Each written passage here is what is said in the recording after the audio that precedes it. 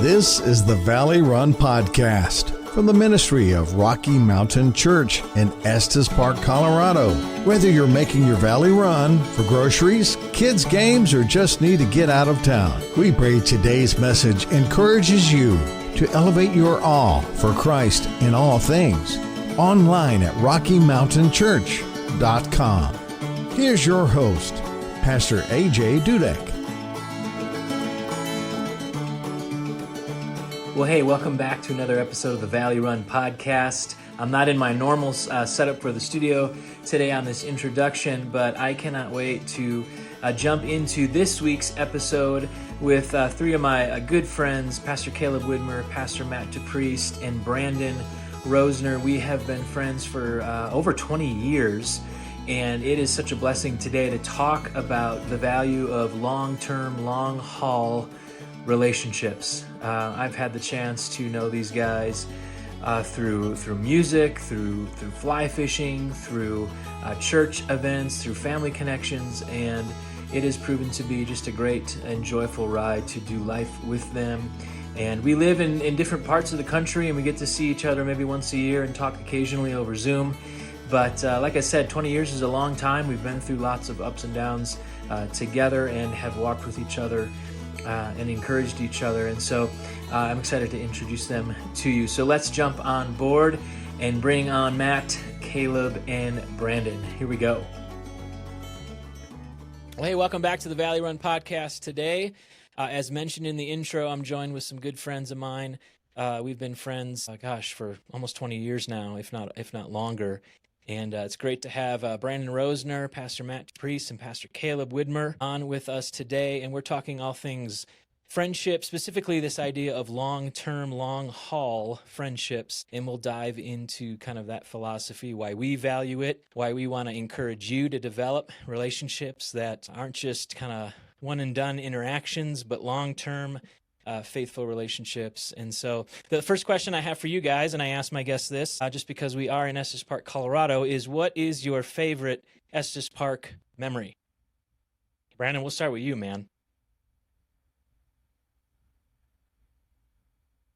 Is this a family-friendly podcast? I assume it is. So I'm gonna go with many times, AJ, having spent time out there by myself with you, with the four of us. We've been in Estes with my family, and I'd have to boil it down to spending a few nights in a camper with you. You brought us around the town in the area. We did some fishing, did some hiking, and those are some pretty memorable times as I think about all the extracurricular activities that occurred. I presume at some point we're going to get around to, the basis of our friendship and what began as a Colorado beer night, and what might have been more focused, not so much these days on the beer or necessarily in Colorado, or I don't even think they happen at night anymore. So we still call it Colorado Beer Night, but it's the foundation of how really we all got connected almost 20 years ago.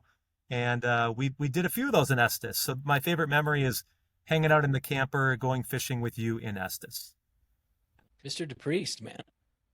Actually, that's a funny memory. I have a memory from that particular time too. I wasn't going to pick this one, but I do remember Brandon trying to wade out into the river after having taken his wade. No, we weren't wearing waders. It was wet wading. That's what it was. And he was getting a little bit deeper than he had been equipped for. So then he was hiking his shorts up. I just have this memory.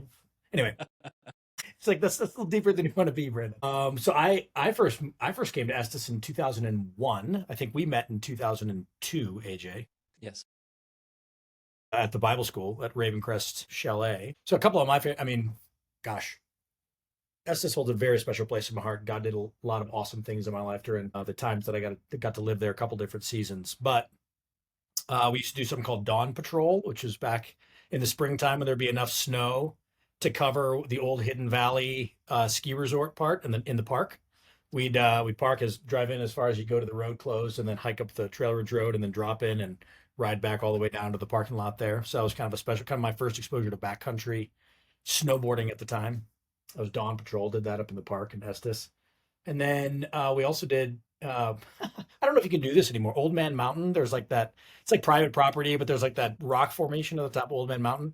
We used to go up there in like the middle of the night in pitch black and like try to go through those caves in the dark.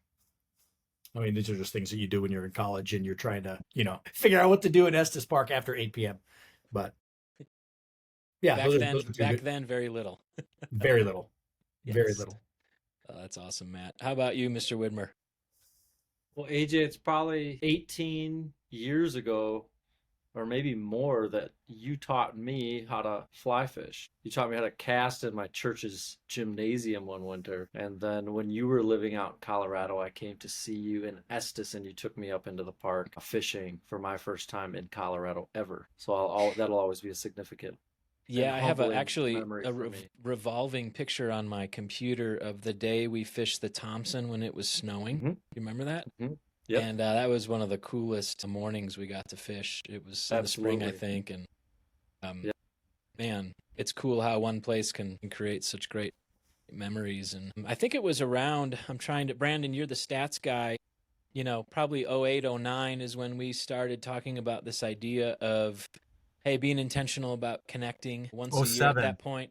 Yeah, Yeah, I think, January of '07, I think. Maybe then continued January of '08, and then onward. Yeah, boy, almost 20 years. yeah, and we met at Caleb's at the farm, and I think one of your children had to have been born if it was close to that. None of us had kids at that Yeah, time. my son Jack would have been born in '06. So I That's would have right. had a 1-year-old at home. Yeah, and to Brandon's, earlier reminiscence, that was an evening of getting together, hanging out. I brought some Colorado beer back to Wisconsin that you couldn't buy in Wisconsin, and Yep. just opportunities to connect and talk and hear about each other and how we're doing and what's going on in our lives. And I mean, I know we'll get to the importance of that, but when you think about the long-term relationships that you guys have had, us with each other and other friends that we have, um, sell someone on the benefits of long-term friendship versus just immediate seasonal friends. You have your friends in high school, college. Maybe you have certain friends at a ministry or a business that you're in for a season. But why is it important to have a close group, a small circle of guys that you can run with for a lifetime?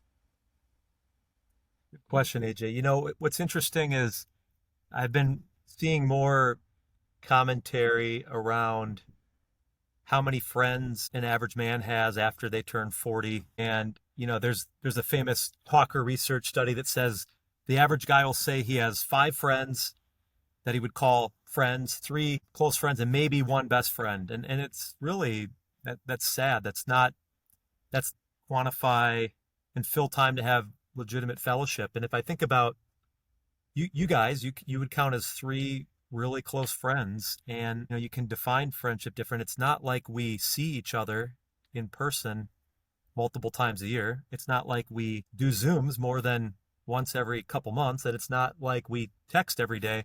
But despite that, I would consider you all close friends. And so I think about that study. Um, I think about how, think about John Adams and James Madison, famous story how they died on the same day, 50 years after the signing of the Declaration, and they considered themselves close friends, often wrote letters to each other. In fact, they each had written a letter right before they died to each other, and they didn't even see each other for long periods of time, but they were close friends. And I view our relationships a lot like that, and we'll have some time to peel back the onion on some of the things that we've all been through. But that's what I think of when I think of close friends. Yeah, and in some ways, Brandon, I mean, as I'm hearing you talk about that, like what I'm recognizing is even though, like, obviously seasons in life being what they are, right? We don't, I mean, uh, like AJ, you and I have lived in the same state now for 4 years, again, in this particular season. But unfortunately, I don't get to see you nearly as much as I should, even though we're 100 miles apart, where we used to be 1,200 miles apart, right? Yes. Or whatever, 800 miles, whatever. But there's a sense in which we're still reaping the dividends of the investments that were made during seasons. I think that's a piece of it, and I can look at each one of you guys and remember very specific seasons of challenge, of suffering, of hardship, of you guys can think of them too. And having like sort of been doing life together, and I don't even like that term, it's really trendy, but basically spending time with and being invested in the spiritual health, emotional well-being, a relational connectedness with you guys in those particular seasons has yielded a bond that, despite the fact that we don't have the ability to stay as connected on a regular basis as I would like, there's the ability to pick back up in those ways and still reap maybe some of the benefits or the dividends from those investments that were made in those seasons when it would have been really easy, quite frankly, for either of us, hey, put my walls up. I don't really want to be vulnerable with you in this moment, or I really desperately want to, but I don't know how to. And so I'm going to just self protect and defend, but like, I actually know each one of like not all your challenges, obviously. You guys have gone through lots of other stuff since then, but there have been seasons where it's like, man, that was a really crappy season, right? And the Lord brought you through, and we got to walk alongside each other in some of those things. Yeah. What do you think of this idea, Mr. Widmer, on the benefits of long-term friendship versus short-term, wins and they can be wins, they can be good relationships, but don't carry long-term significance? Yeah, I agree with Brandon and Maddie. Let me come at it from the other way, the deficiencies of short-term seasonal relationships and why I think long-term relationships are the remedy. In any season of life, say a handful of years at a current job or with people at your church or some other like social gathering that you're a part of that might know you for a handful of years in that season of life, it's easy and the temptation to just put your best foot forward with those people. And let's say you're struggling with something and it actually comes out. Their first reaction is, well, you seem to have it all together. This is a surprise. Or they only see one dimension of you. I see a great benefit with long-term friendships of troubleshooting actual stuff we go through. For instance, I've served, this is the third church I've served in almost May 1st, it'll be 22 years. And I've known you guys through that whole thing. And so I could get on a call like this with you guys and be like, I'm struggling with something. And one of you guys, whether to make fun of me or actually help me, could say, Caleb, is this a little bit like that season, fill in the blank, at your first church? Do you think you're responding similarly to that? Or is this like this? That's in a troubleshooting way. It could also be encouragement. Like, just look at how much you've been through over the last 22 years and how faithful God's been. Mm-hmm. So I think it adds dimension. It adds what I would consider like peaks and valleys that we can all refer to together as opposed to just one short season. So yeah, highly, highly commend sticking with friends for the long haul. And in view of that, Caleb, it's not like we all have that much in common, frankly. I mean, we're very different politically. When we met, none of us had kids. Now we have 5 + 5 + 4 + 3, 17 kids between us. We live in different areas. Vocationally, the three of you are pastors. I'm not.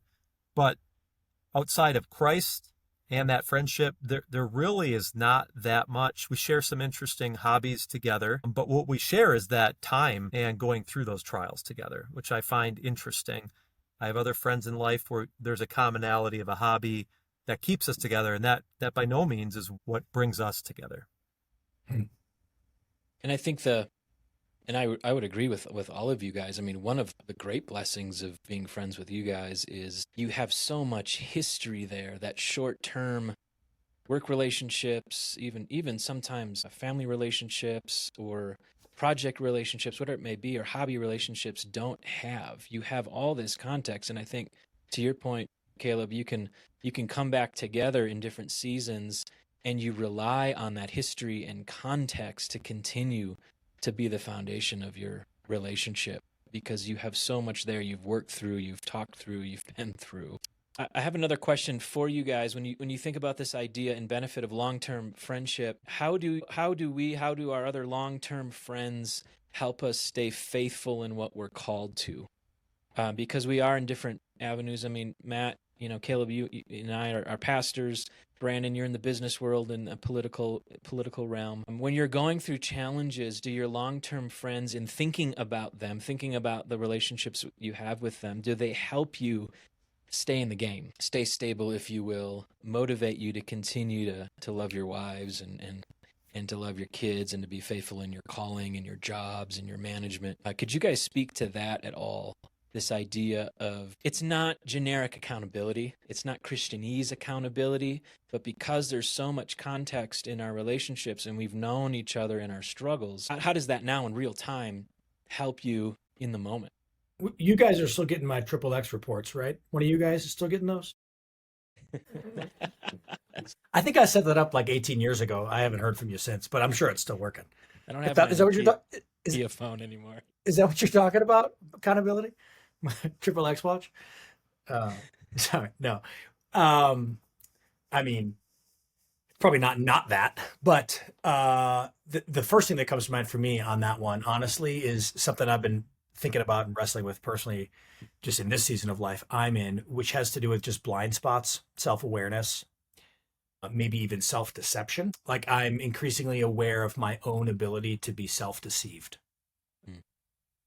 And I just don't want to ever get to a place. I mean, obviously, continuing to grow, continuing to learn, continuing to have a greater, deeper understanding of who the Lord is and the truths of the faith and all these kind of things. And I'm in a tradition where there's a lot of emphasis placed on knowledge and doctrine. And I love it. I can dork out about that stuff, but I can be really smart about those things and not integrated well personally.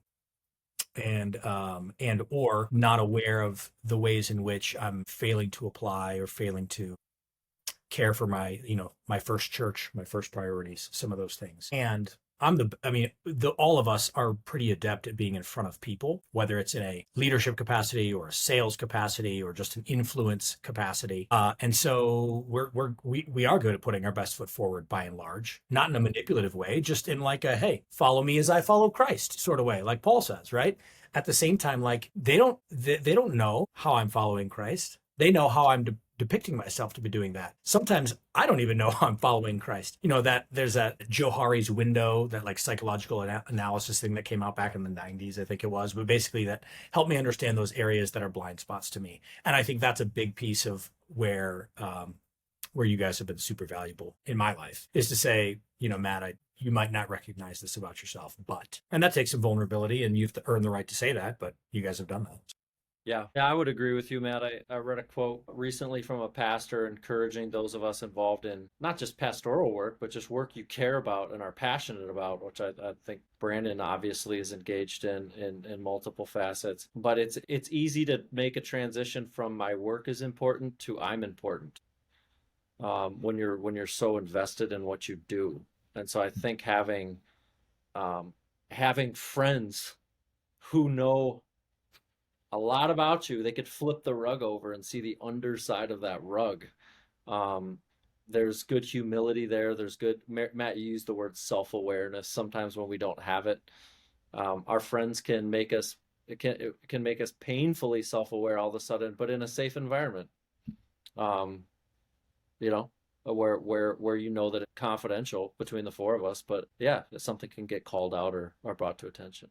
Yeah, I think at various times, having people that know you, without over spiritualizing our friendships, Matt brought up trials on the front end. And if you go to the story of Job and all that he suffered, we've all been in some of those Job-like trials, loss of life in families, suffering, depression, whatever it be, injustice. We've all been through a number of unjust acts where we've been wronged. And we've all been the Job in the story, and we've all been Job's friends. Sometimes we're the dumb Job friend, Brandon. And sometimes we too, say like, the right thing, but we're there to comfort as friends. Yeah, and I mean, I can speak honestly about this, knowing the context, like knowing some of your story, Brandon, and things you've been through, and Matt, with just the challenges you've had in ministry, and then the loss of your folks, and Caleb throughout ministry, watching you navigate really challenging things. What's helpful to me is when I'm faced with similar tensions, I can recall the fact that, okay, although Caleb might have been wronged here, or Matt was facing loss there, or Brandon was struggling and living in this tension here, it encourages me to be faithful where I'm at in the challenges that I'm facing. And I think if you don't have that history, if you don't have that context, or you don't get to know people deep enough for a long period of time, I think it almost, you steal from yourself the ability to think about, man, if those guys can walk through this, I can make it through this as well. And that's not a platitude, I don't think. I think that's benefits of knowing each other's struggles and vulnerabilities. And at some point, all of us have been depressed at times, or anxious, or grieving, or confused, or angry, and we've been able to articulate those things in a safe You're talking about environment. you're talking about just today already, or It's possible, it is Wednesday. I mean, yeah, or I was gonna Thursday. say, check. That's right. That's right. Check. And so I think it's so valuable, and you have, especially in ministry, Brandon. I mean, you're one of the more well-connected people I've ever known. So you have all these outside connections and these peripheral relationships, but the benefit of, man, going deep with someone over the long period of time, man, I can't think of anything greater, you guys. I think it's not just an accomplishment, but it's a blessing. And we all have kids now. We've all been married for a good stretch of time. How has this road of long-term friendship impacted your kids? Like, how are you talking to them about friendships, the benefit of friendships? Could you guys glean any wisdom or share any wisdom you've had throughout the years raising your kids?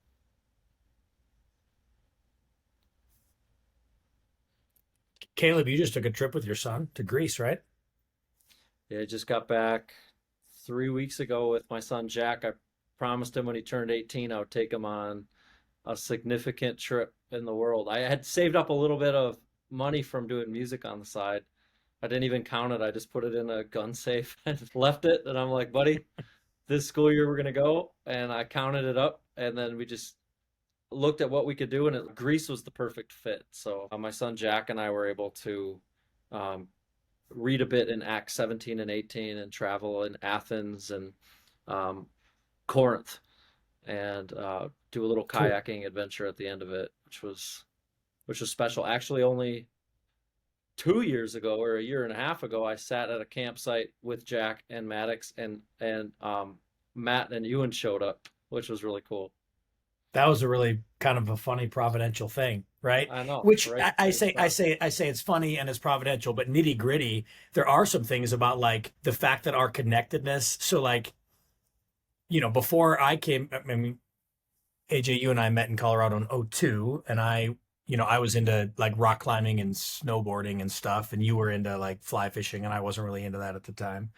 But then when we reconnected back in Wisconsin in 2007, whatever that was, that's when I met you, Caleb, and that's when I got reconnected with you, Brandon. We'd met briefly, like in maybe 2005, I think, up in Green Bay. But there was a practical, like, okay, so like fly fishing was something that you were into, AJ, that connected like Caleb and me. Didn't necessarily connect Brandon and me, but hunting was something that Brandon was into that had connected Brandon and AJ, and that connected me over there. And then you three were connected that way. So there are like these practical things, right?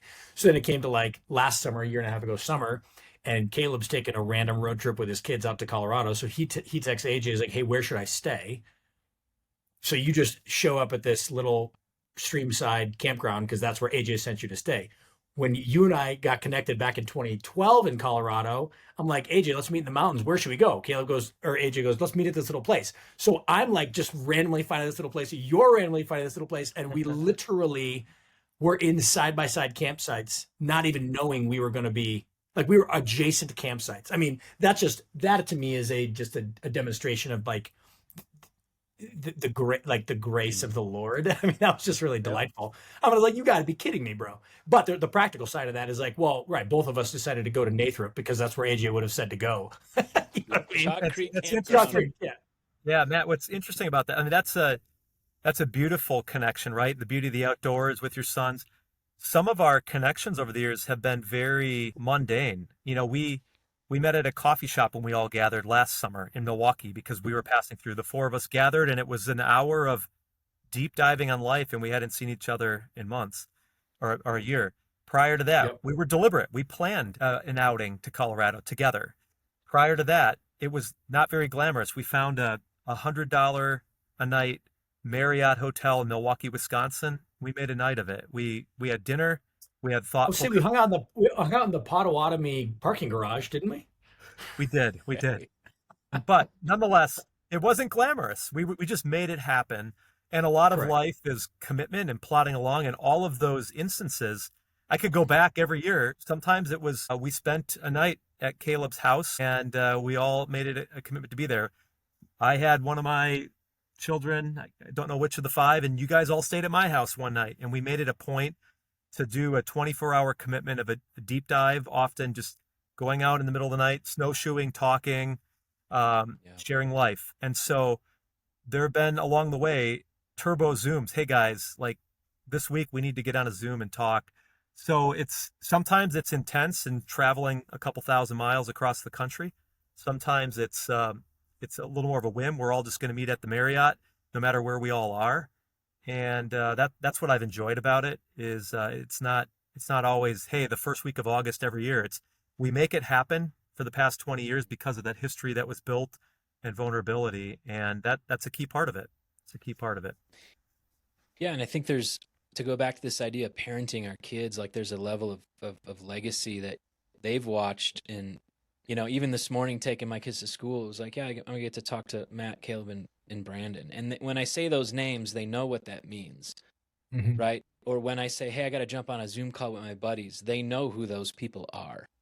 So it's building like this idea or a culture of, man, it's worth doing these things together, whether it's virtually. Obviously, we'd love to hang out together and do stuff together physically. But it's crazy as my kids get older. My oldest is 14 now, and I'm thinking through like, okay, I'm moving away from not being dad, but moving into wanting to learn how to be a friend to my daughter as she moves on, leaves the house in a few years, becomes her own, and helping her understand what type of friends to look for, how to talk to friends, how to invest in friends. And it's a challenge, but it's helped me, I think, start to transition into my mind. And Caleb, this is a perfect example with what you do with your son, just like showing him that, hey, I'll always be your dad, but there's this next level of friendship that I want to attain, that when you leave, you know you have a friend in me and a confidant.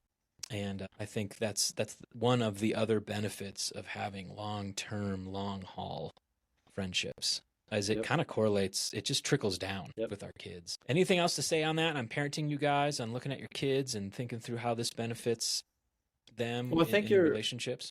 I think the example that our kids catch, right? Because it might just be me, like when Matt got his muley with his bow recently, I showed it to my kid. I'm like, hey, this is what Maddie got in Colorado. And he knows, like you said, he knows exactly what that is, staying connected.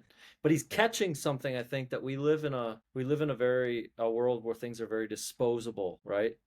At some point you throw in a piece of electronics are just meant to throw away when they're out of use and not be restored. Unfortunately, I think relationships can be that way, viewed that way in our culture. And so I think our kids seeing some like durability in their parents' relationships is a great example. I had a mentor share with me this example, which hit home. I know I've transitioned from church ministries, like I said, 2 times, so this is my 3rd, and I think each of you have had major transitions. When you're leading a church, a pastor in a church, you sit on a 3-legged stool, or a person in a church rather sits on a 3-legged stool, where you have your church, your job, and your community. And when a person leaves a church, they still take their job, and they don't lose their job. But when a pastor actually sits on a 1-legged stool, and when they lose their church community, they could feel the effect. It's like, I just lost my place of employment, my local church, and significant relationships. And so I think having friends, deep friends that transcend my local church, has given me stability, has given me some like rigidity and some durability. So I appreciate that about you guys, that you've outlasted certain things in my life that have come and gone. And that's a great point. And I'd echo that 100%. Even through the deficiencies we all have and the things that we know about each other that aren't the brightest and the greatest, and even at times learning to live in that tension. Sometimes in relationships, people get to that place and it gets hard or messy, and they never really learn to live in it and get on the other side of it, so that long-term relationships can add value. Brandon, how do you see that play out? We're all in ministry, man. I preached a sermon a couple years ago where I mentioned our relationship, and I had an illustration of 3 pastors and a politician, but Sounds like a joke. it sounds like a joke. What in your world of just business and looking at that, he doesn't want to answer that question. Yeah, he declines. He declines. Well, it's because it takes 3 pastors just to balance out one politician. Honestly, it's a good filter. We're like pulling the actually- other direction. Actually, can I? Brandon's going to hop back on here in a Yeah. second. I don't want to be speaking positively of him when he jumps back on, because here's the beauty of where Brandon has leveraged his unique perspective in this is the reality of being in ministry means we give up the potential of being independently wealthy by and large in our economic model. And there have been plenty of times where our in-person gatherings weren't honest. If I'm just getting real practical here, wouldn't have been possible if it wasn't for Brandon's generosity. Absolutely. Brandon, because God blessed him with some financial means that maybe me or some of the others of us didn't have at a moment. Brandon's like, hey, I got you. Let me fly you in. And like he's underwritten our Colorado beer nights essentially. Dude, we haven't even talked about how expensive that lamp was that we broke in the Marriott at that hotel he's talking about. I think he had to pay some money for that. Is underwriting the same as buying future votes? Have you ever thought about that? It makes sense. It's not entirely different. I support what you're saying. That Brandon has contributed to this with his generosity. I know, and he kind of use that as a unique, and not even just financially, but just in his connections. Oh, absolutely.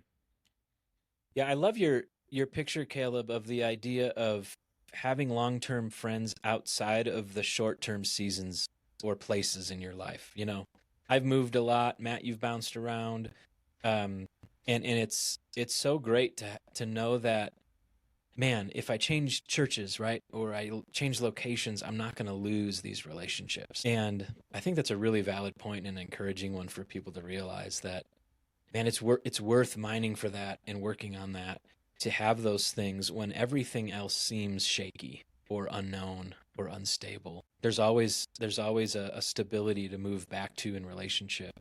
And I mean, I can speak to that too, but for you guys, that has been a huge anchor in my life. No doubt. In those seasons, AJ, there have been times where there's been more relationships like that. Like they felt more fruitful, more life-giving, more present. And then there's been like drier seasons, like, all right, Lord, like, I'm feeling pretty lonely and pretty like not seen, not known, whatever else.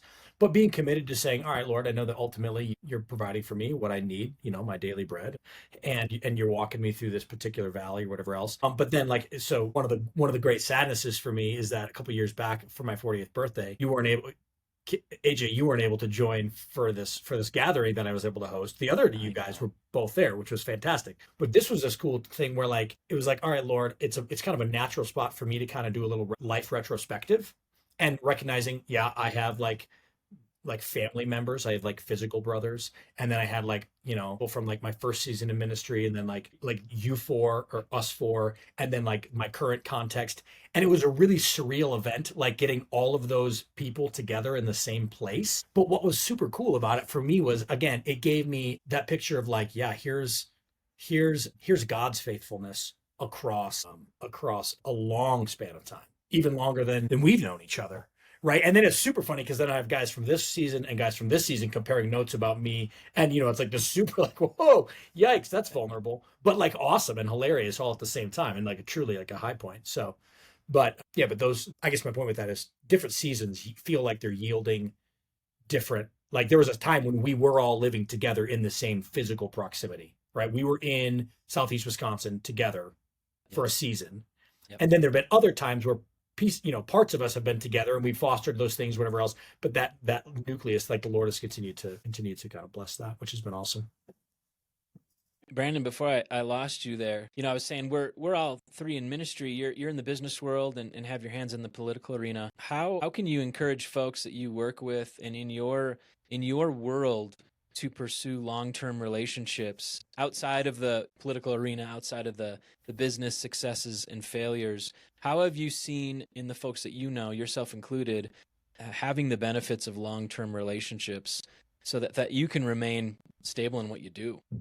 I would say one of the interesting observations, and I'm on the road today, sorry for the connection issues in the car here, but the authenticity that has been a big part of these relationships when you introduce that into a connection that you meet at a networking event or a fundraiser or in the public life arena, that's very uncomfortable. And over time, if you're an individual that continues to be authentic in a respectful way, in an encouraging way, in the right level of knowing how to read the room, but it stands out. And so some of the people that I've been able to build friendships with, not as deep as this, but it's interesting. You find some of these quote unquote worldly powerful people are lonely, and they have a phone that maxes out with their contacts.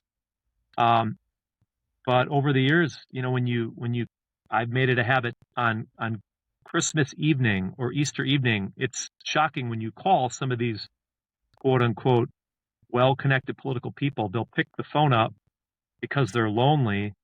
They don't have those friendships. And when you can demonstrate authenticity to them and be real, over the years, I've gotten to know some of them on a more personal level. And that's interesting because it's different. It's not how the world does it. So I've learned that from how we have managed our relationships. Yeah, I think there's a level of like being able to sympathize correctly with others, knowing what you have and the blessings that you have in relationships. I know in pastoral ministry that's helped a lot, of knowing that maybe that person is lonely and they could use some friends like I have and you guys, and helping them understand the importance of it and maybe some next steps to learn how to do that and how to keep that. That's important. I've got a couple more minutes with you guys before you need to buzz. Say you're connecting with someone, maybe on a business call or in a pastoral meeting, and they're struggling. You get to personal issues, and they've been burned by friends in the past. How do you encourage them to try again?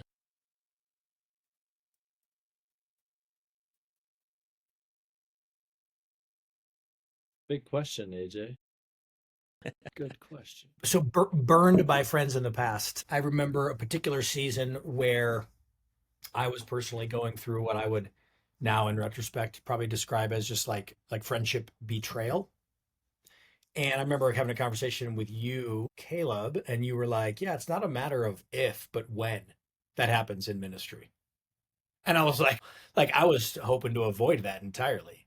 And you're like, "Yeah, so just congratulations, you broke You're the over the threshold." target. Yeah, exactly. Yeah, you're right. You had your first one. It's like, oh, that sucked. I mean, they tried to pull the knife out of my back. But I guess one of the fellow pastors on staff here, he's just probably a year or two away from retiring. He's approaching 70, godly man, love him. He's super faithful. And one of his mantras of ministry, as he's been in ministry his entire life, is people are just no damn good. I was like, that's one of your mantras for ministry? He's like, yeah, just a really helpful starting place to remember.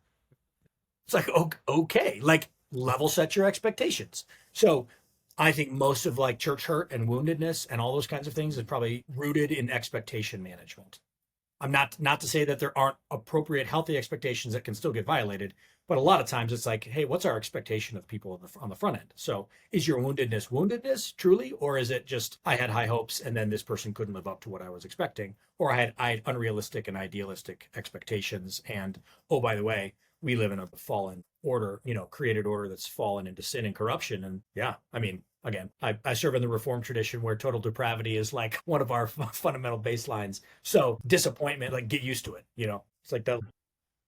You would define that sensation of hurt more. I hear you saying surprise. Like those people are the feeling of being hurt is like they're shocked or surprised that someone's like that. So AJ, to answer your question a little bit directly from that, I guess I would say press in till you can't.